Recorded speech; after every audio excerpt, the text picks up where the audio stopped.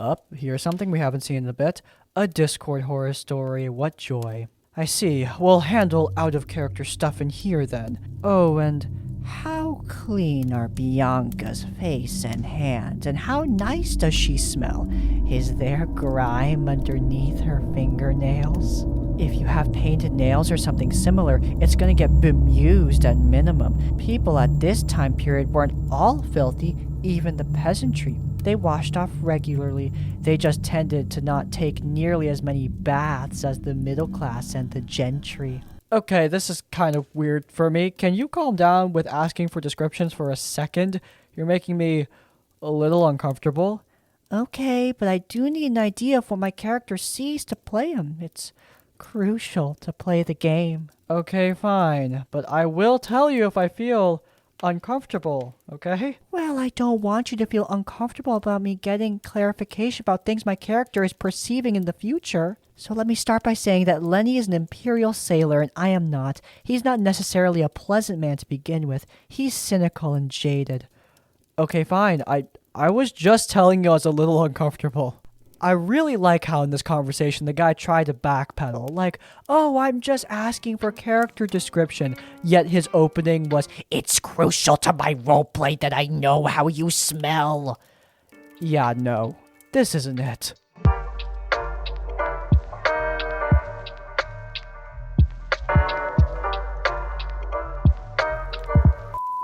So I was running a session where our rogue was supposed to get a legendary item, but guess what? She wasn't there. I could have changed up the session, but decided to wait instead. I kind of wish we had a game to play though. Well, I could have been playing BLOODLINE, Heroes of Lithis. BLOODLINE, Heroes of Lithis is a hero collector fantasy RPG with a 3D art style in which you can build your kingdom and collect champions to defend it and the world at large. But even better, you can create your own unique legendary champions by combining the bloodlines of elves, demons, demigods, orcs, dwarves, lycans, dragonborn, vampires, and more. Right now, this very second, it is the best time to try out BLOODLINE as the game is having its best update yet. The new Lycan clan, Gultung, is coming to the game this Christmas with a sleek new design. They are the most brutal damage dealers yet to be found within the world of Lithis, with different weapons and skill sets on each gender. You can combine this brand new lineage of bloodlines with the existing ones to get even stronger hybrids. On top of that, this December, all players can enjoy battling in the new Guild War, Valley of Conquerors, on brand new maps and be rewarded with unique legendary hybrids. Conquer territories with your guild members and claim rewards to create the most unique hybrid champions called Bloodcraft Legends. In this first season, everyone has the chance to claim Bloodcraft Legend Scarlet, a combination of demigods and vampires. Gather your team and start playing now so that you can get her for free by simply beating your enemies. On top of that, you can enjoy some great graphics, you can raise heirs with romanceable companions, you can build your kingdom and economy with strategic gameplay, beautiful scenes, and interesting storylines, and all that combined with some simple and easy controls. Now, if you guys are interested, you can head down into the description down below or scan the QR code on the screen to download BLOODLINE for yourself. If you use my promo, you can get yourself 3 stamina potions, 100,000 gold, and 100 diamonds, a bundle worth $20 in total. On top of that, a free Lycan champion coming this Christmas. As always, supporting our sponsors does support us. Thank you so much to BLOODLINE for sponsoring today's episode. And without further ado, I'm going to turn back into an animated rat so we can get back to the video.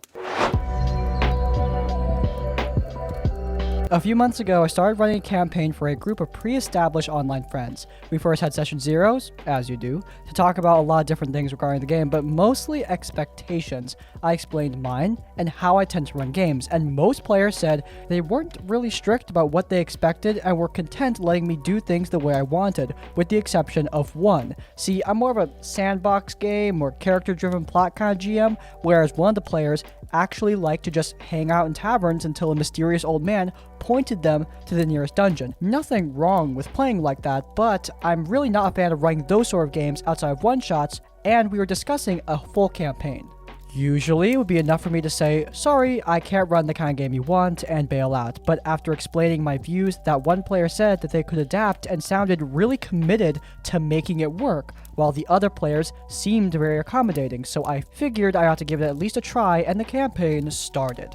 The sessions themselves went relatively well, but there was at multiple points friction between playstyles that led to discussions, if not outright arguments, over how certain things would be handled. One of the biggest arguments was whether some bothersome thing like encumbrance rules should be hand-waved or enforced. I didn't want to have to deal with it, while the player, he certainly did.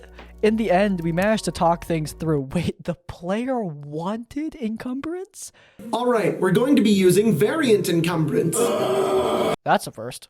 Another thing I was concerned with is that player didn't involve themselves too much during roleplay scenes with NPCs, of which there were a lot because that's the kind of game I run. When asked, they assured me that they liked not having the spotlight on them too much and letting other players take the lead, and so we were perfectly content with how things were going regarding that. So the player's playstyle clearly wasn't the best fit for my game, but we managed to make things work every time a problem presented itself, and I think everyone was having, overall, a lot of fun. That was me included. And when we arrived to the present day after a dozen sessions, at the end of what I'd call the introductory arc, the big bad evil guy has been introduced, though his motivations and exact plans, well, they're still mysterious. The players have been given reasons to care about it and were presented with a few leads that will give them a better idea, of course, free to investigate on their own if they have a better idea of where to go, and ask them what their plans are. After some consideration, it was ultimately decided to let the player with conflicting expectations choose. And I'm paraphrasing a bit here, but they essentially ask if it would be possible to just go hang out in the tavern and see if there was any trouble they could help out with. This request was totally out of left field for me, given that I thought it was pretty clear this is the kind of thing I don't want to run. I didn't really know an answer to this, so I just cut the session short, expressed why I was so flabbergasted by this development, and said I would think about things before scheduling the next session. Thing is, this is now putting into perspective the whole behavior of the player. I thought my boundaries were pretty clear and that the player made an informed decision of playing the game that wouldn't be 100% to their taste, but now I wonder if we hadn't just been talking past each other during session 0 and they decided based on misconceptions, or if their interpretation of make things work involved frequent arguments to try and make me change how I do things. And I'm all for compromise. I'm ready to discuss and accommodate my players if possible, but not to the extent of changing the kind of game that I run. Now, I really want to bail on the game. I just can't see things developing in a way I'd enjoy running the campaign, but I feel like I at least owe the players one attempt at talking things through, and already told them I will come back to discuss things after having some time to think. Still, I'm somewhat at a loss as to how to approach the subject, so if anyone has advice or perspective on the situation, I'm all ears. Okay, so first and foremost, one-sided compromises are not good compromises. Right now, the only person compromising is the DM. The player isn't really doing any of the heavy lifting in that regard. As for solutions, this is a complicated situation. I've read some of the OP's comments, and apparently this is a pre-established group. So disinviting this one player wouldn't really be an option. But of course, look, if you're not having fun and the rest of the party want to stick together, you could just straight up tell them, look, either we agree to play in the style that I am accustomed to, or I can't run the game for you guys. Because the DM should be having fun as well. Your fun is important. If you're not having a good time, the game is going to fall apart, and the players shouldn't force you to run a game that you don't want to run. This is very similar to the whole, if you want to play Curse of Strahd, you need to go to Barovia. If you want to play this DM's adventure, you need to follow the investigative leads. You can't just sit in the tavern all day and wait for the quest to come to you. Explain to the players that in your game, they need to show agency. That's how you run the game. And if they can't do that, then you can't run the game for them. I'm not sure how common this is, but this one's a story where I was at least part of the problem. I'm honestly curious as to how much other people would put on me, so consider this an Am I the Asshole crossover. Also, I'll put a TLDR at the bottom instead of editing this down to a reasonable length. I played this character for over a year in a D&D campaign back when I was a university student. That is a long, long time ago. Over the course of a number of incidents, he changed as a character. I felt like I was making good, reasonable role-playing decisions at the time, but at the end of it, the DM decided to have him killed for the good of the game. At the start of the campaign, the DM gave us a bunch of guidelines to work within. It was a low magic, low tech world. Metal was hard to come by. He didn't forbid magic-based classes, but said there would be some stigma against them, and magic was rarer than in standard D&D. We were going to be from a small fishing village that was being oppressed by a nearby group of barbarians. I pitched a human ranger who hunted for the village. I'll call him Ranger. He was a widower with a teenage son to take care of and had a dark personality. He hated the barbarians and he wanted payback against them. I asked if it was a problem to play an evil character and I was given the go-ahead. I put him down as neutral evil and described him as close to neutral but a bit too selfish and vindictive. During the first session, the DM had everyone add one connection between their characters and the character of the player to their left. I forgot exactly what we were told the bonds were, but in any case, the player next to me decided that his rogue was the reason Ranger's wife had died. I forgot the exact details, but I think it was something like he'd stolen some medicine that she needed without realizing that someone would soon desperately require it, and she died because the village healer couldn't save her without it. No one else knew this had happened. So we are going off on our way trying to save the village. At some point it was destroyed and we start a migration with our characters guarding the other villagers looking for a new place to settle. Then Ranger was told what the rogue had done. I forget the context, but given the way it was described to him, the way I'd been playing him, it was clear to me that Ranger would murder the rogue. I talked to Rogue's player out of character, trying to find a resolution that would work for both of us. He wanted to keep playing his character, and I wanted to find a satisfying way to roleplay my character. The DM said he'd think about it too, and we could work it out next session.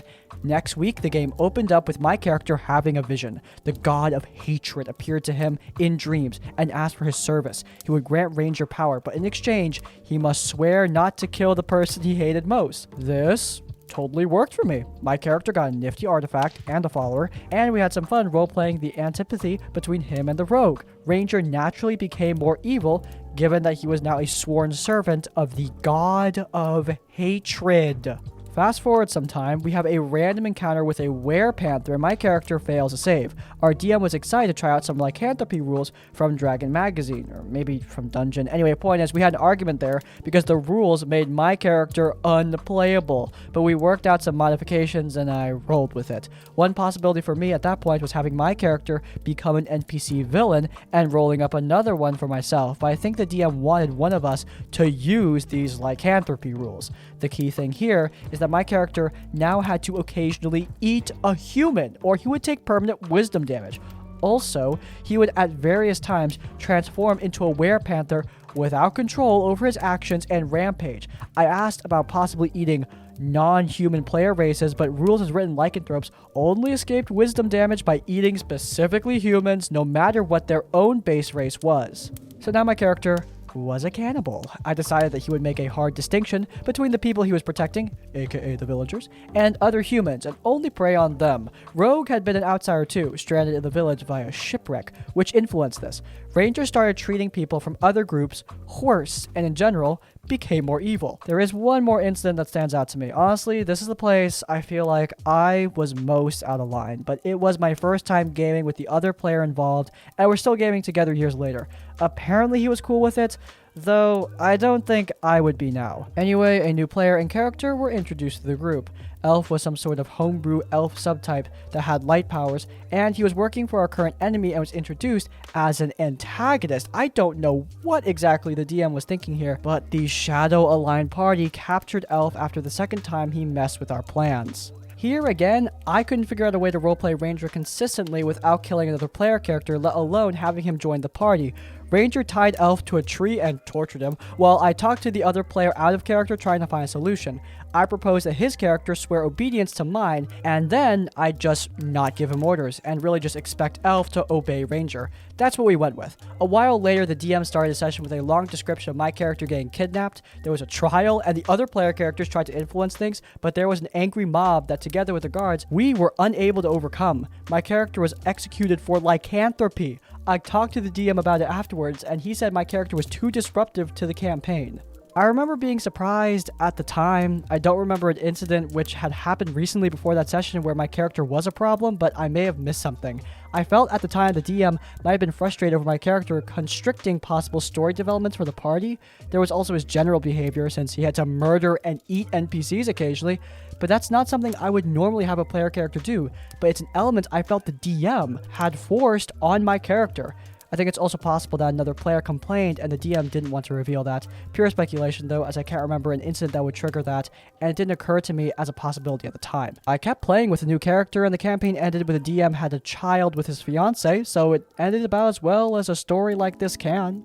Now guys, I've been pretty vocal about not liking evil characters in my campaigns. It's just something that I don't allow at session 0. However, this DM okayed this character and actively forced elements upon them that made them just more evil. And also, if you have a problem with an evil character, like, okay, at session 0, you don't think it's going to be a big deal, but later on it turns out to be a big deal, so you need that changed, don't just kill the character with some BS trial in DM Fiat. Talk to the player about it. Tell the player, look, I'm sorry, I made a mistake. I thought an evil character would be okay, but I don't think it's working out here. I still can't believe this DM forced a major mechanic like lycanthropy without player consent. Like, I just cannot imagine that in my own games. Like, if a player became a werewolf in a fight, I would allow that and I'd let it continue, but I'd give the player the option to cure it down the line with some sort of quest. This DM just thought it would be cool and didn't think of the consequences, which led to this player, assumably, having less fun in the game. Could this character be disruptive? Absolutely. In my games, this character would be very disruptive. However, I would talk about it with the player, and hell, I just wouldn't approve the character in the first place and help them to make a character that fits better into my game. This DM didn't do that. It's just a terrible example of DM character management.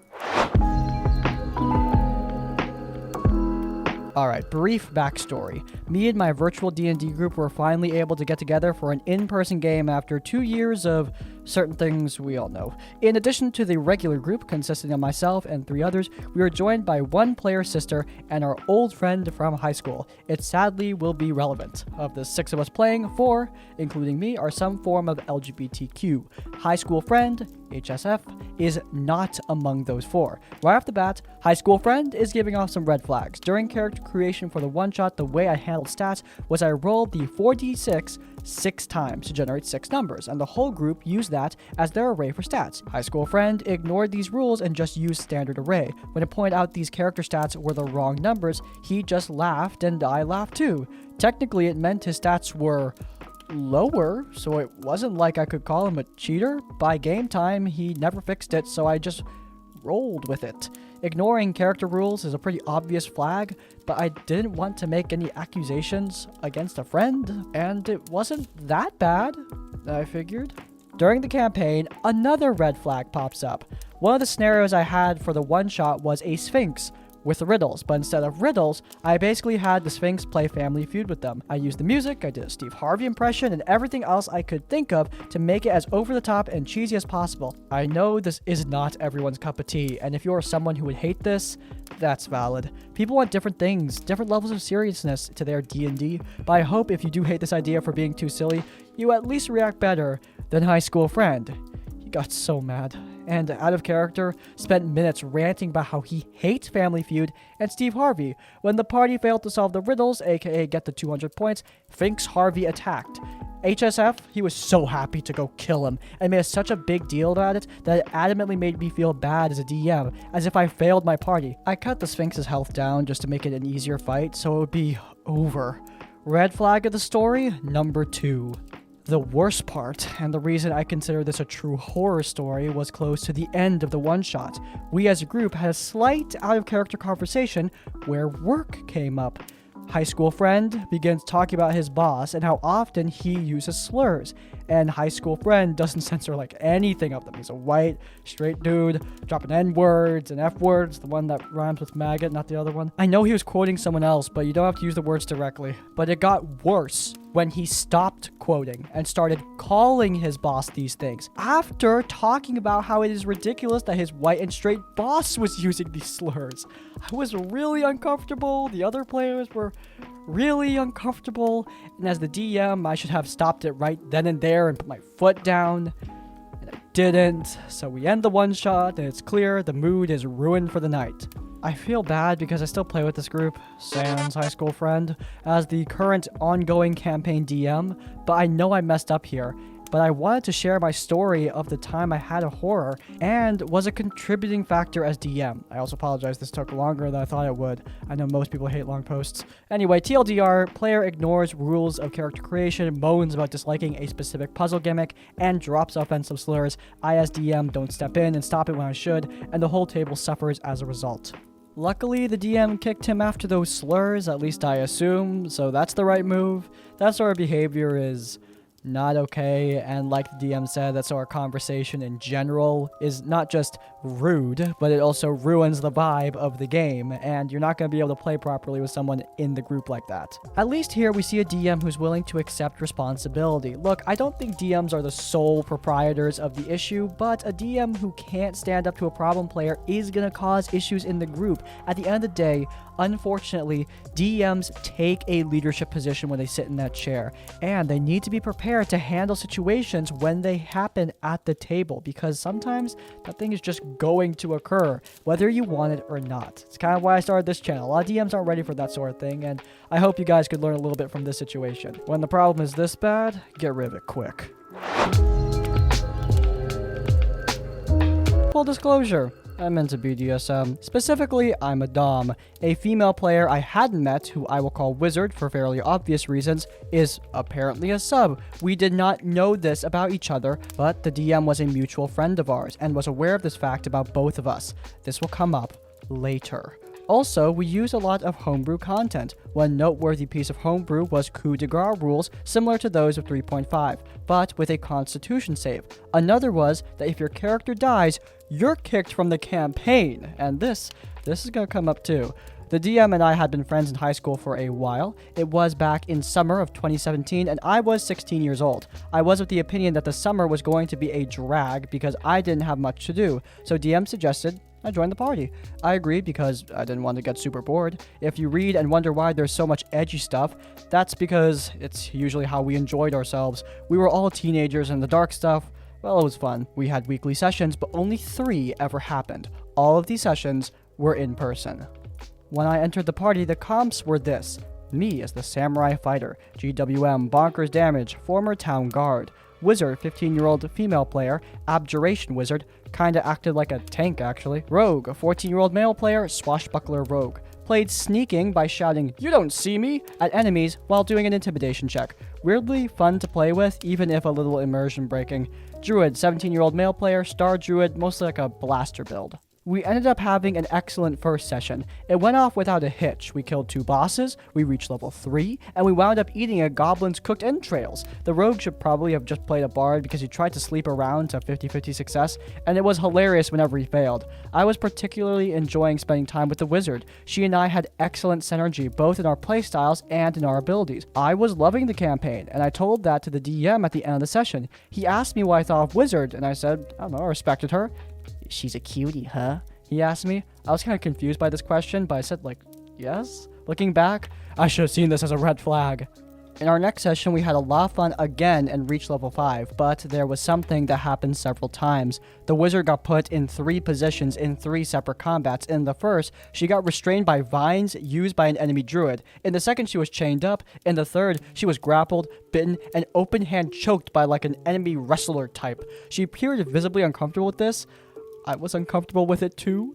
After the session, she texted me about leaving the campaign. She'd apparently talked to the DM about his behavior, and he just blew it off. I told her that it's totally cool if she leaves, and that I also found this uncomfortable. I would later find out that she'd been trying to implicitly ask me to help her tell the DM that she wanted to leave because she was anxious about confrontation, but my autistic ass did not see that. We ended up showing up to the next session a week later. After a long, combat-heavy beginning to the session, we found ourselves in a town separated. The wizard went across the street to get something from a store late at night. She got jumped by guards, and the entire party made perception checks to hear her when she cried out. I heard her and rushed to save her, and I found her tied up by guards, who then offered me her body. Oh my god. What? You know, the first session's always normal. It's always like the second or third. I could tell she was freaking out, IRL. She had a look of anxiety on her face. I could see the DM with this odd smile on his face. I must have rolled a nat 20 on my in real life insight check because I realized that this was the moment I needed to make an excuse to hightail it the hell out of there. I killed the guards. Not hard for an optimized 5th level fighter to handle 5 town guards when you win initiative. Then I coup de grace both myself and her character on the justification that my character was set off by the traumatic nature of what just transpired. By the DM's house rule, that meant we were both banned. Oh no. That avoided any confrontation, and Wizard and I walked out of that place and hung out for a few hours. She thanked me for my help, telling me I did the right thing. The DM called me a few days later asking why I'd done that. I told him, with much more cursing, that his behavior had been highly inappropriate. He told me that he'd been trying to set up the two of us, that she and I were dom and sub, and that we should be dating. I told him that life does not work that way, that consent is important both in setting up friends and especially in BDSM. She and I ended up getting the weirdest kind of solidarity after this bizarre shared experience. We were friends for a long time. We played a few more D&D games together. Without that DM, of course. I ended up developing a crush on her, but I never voiced it because it seemed like it would be super awkward after that campaign from the past.